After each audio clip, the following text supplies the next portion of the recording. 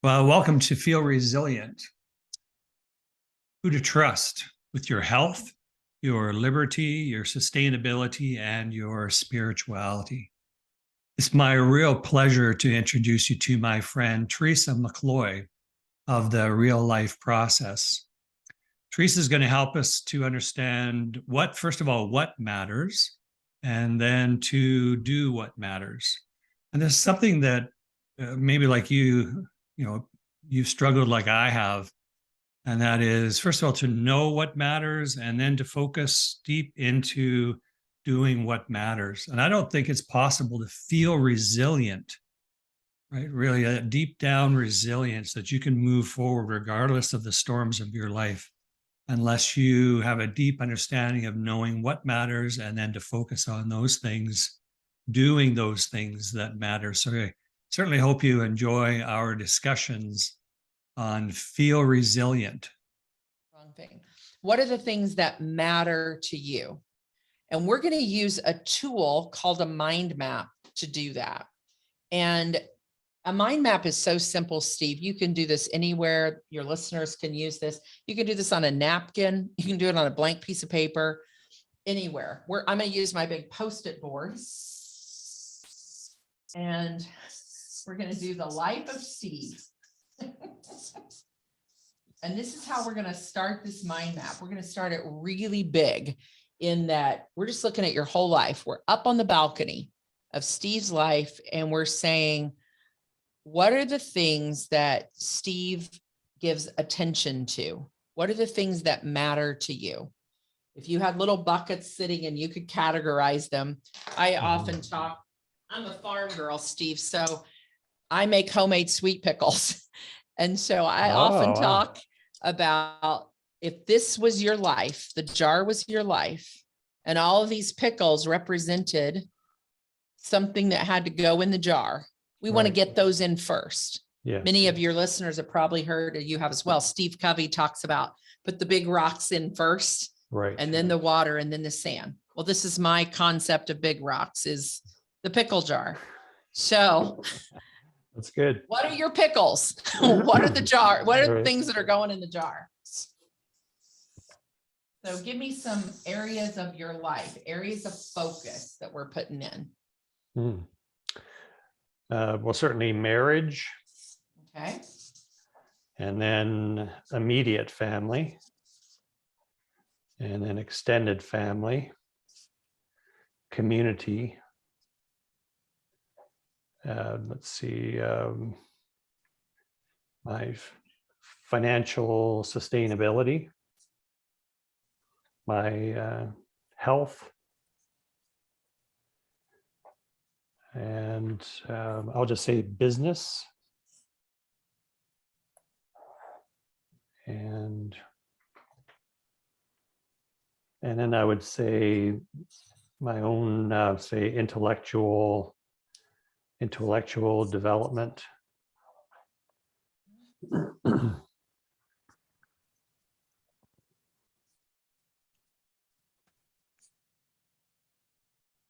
that's like 8 different areas. Okay. You can see there. And most people will have something very similar. We're not all, as people are listening in, we're not all so different that we have some odd thing out. But there is some fun that you can have with this to decide, I really like to see people get it down to 7 to 9 areas. If you get more than that, that's when you start to lose resiliency, using your word, right? Yeah. Because we feel like we're being pulled in so many different directions that I've got all these. This is part of creating your rule of life. Now, let's be honest to say you and I are both in a season where we have, grown children that are married and different things. So at different seasons of your life, you'll want to kind of redo your rule because it's going to, involve different families, places, and different things. I've had, people have all kinds of different ones. For example, in my 30s and 40s, I didn't have the bucket of travel and recreation. Well, now in my rule of life, in my areas of focus, I have a bucket called travel and recreation. And what that is, well, I was able to realize that I love to travel. I want to see different parts of the world. So does my husband. We also want to be very purposeful to have some hobbies, some things that we like to do together. Mhm. So and it's different than just saying we want to work on our marriage. It's really like, it's a bucket list. Like we have things we want to do. If I don't give that attention, if I don't put that somewhere, it never shows up on my calendar. It's a wish and a dream. And I always feel a little bit unfulfilled, right? Mhm. Because I didn't identify it. And so, you can think a little bit outside the box on things like that. And like under my financial, I have financial and generosity, because those Mhm. two things to me go together. If I earn at a level and I'm a good steward of what I'm given, either in physical things I'm given or monetary, money that I can accumulate, then I can be more generous. So you can begin, and this is some things you can think through this week, to think of, what do I even want to call these buckets? Is there a little more I want to add to them? Maybe this one and this one, health and personal development, go together. Like it's that holistic approach of mind, body, spirit that all go here. My bucket, just to give an example of how you can have fun with words, my bucket here is called self-care and soul care. Yeah. It's about my personal development. It's about my spiritual development. It's about my health development. So I bucket that all together, and then your business is one, your marriage is one, and you get to decide, are extended family and immediate family one bucket, or are they two? Do they need to be separate? This is where it gets to be your real life, right? And you might live with it that way for a while and then go, you know what? I think I could combine those two together in this work that we're doing here. And I could because we have another step to this process. What does community mean to you? What is community? I just think about the place in which I live, and to support. And this is something that I'm really not involved in much right now, but when I look at that board you have there, and of course I forgot the spirituality part, which I get, when I see too many things there, I just get stressed. Well, and we're going to help in this life map. We're Mhm. going to help you not feel as stressed, because all of this belongs, and it all is a part of who Steve wants to be. Mhm. But the beauty of this is we don't have to do it all at once. Yeah. We can give it value and say it matters, Okay. but we aren't, and I'm going to show you, we'll get into that more on the next session, but I'm going to show you that we get to choose in the next 90 days which areas we want to give attention to. Okay. Okay. We can't give, and this is where people do begin to lose their resiliency, right? Yeah. Is because they're like, oh my gosh, there's a word in this definition of a resiliency, the capacity. Yeah. Capacity. So we'll reference the fact that right now we're living in across the world, a place where we're all feeling not enough capacity. Right. Right? We're just feeling. So we need to be okay to say, right now, I'm not going to give this. There's not a project. There's not anything I need to do right here. And, and I'm just making this up as we go to give an example. And my marriage is pretty good, and my spirituality, but boy, because of what's going on, I'd really like to give some attention to my community in the next 90 days. Or I really need to focus on some things in my business. And I really need to give my own health real attention. So these are all like on autopilot. They're good right now, but these are the ones that really stand out for me. And that's part of getting in the rhythm and routine of doing doing a 90-day review. What in the next 90 days? I know all my buckets. I know all that I say it matters, but there's a trust factor here. And both of us as believers lean into this. There's a trust factor to say, God has these. These are the ones I'm going to focus on right now. Yeah. So there's a discernment that you sit, spiritually practice some quiet, some silence, some solitude, and see what comes up for you to say, in the next 90 days, these are the areas that I feel like I need to give a little more of me to. It's interesting because I've heard other people talk about this. I don't know how I get what you're saying.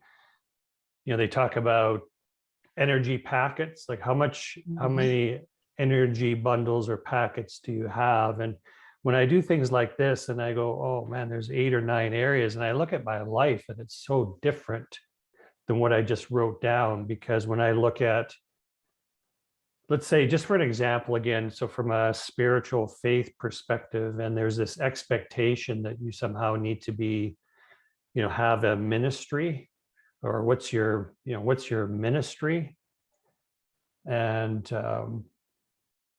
be involved in the church, what's your role in the church?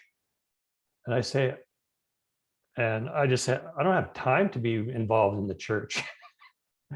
because when I look at the percentage of my time that I spend with individual patients, I'm expending so much energy into that, into those people, that I feel like I don't even have energy for a lot of the other things that are important. Even, my taking, like you talk about soul care or self-care, all these things suffer because I'm investing so much energy into other people. And so again, capacity, if I'm already, because of my own health problems, at a lower level of capacity, there's just this feeling that the bucket is just perpetually half full.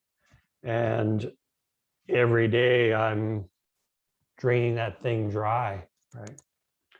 Right. And so there's so much there we could talk about. And for time's sake, I want to address it. And then in the idea of you're being the light and you're being a minister or a conduit of the message you want to share to the world through the work that you do.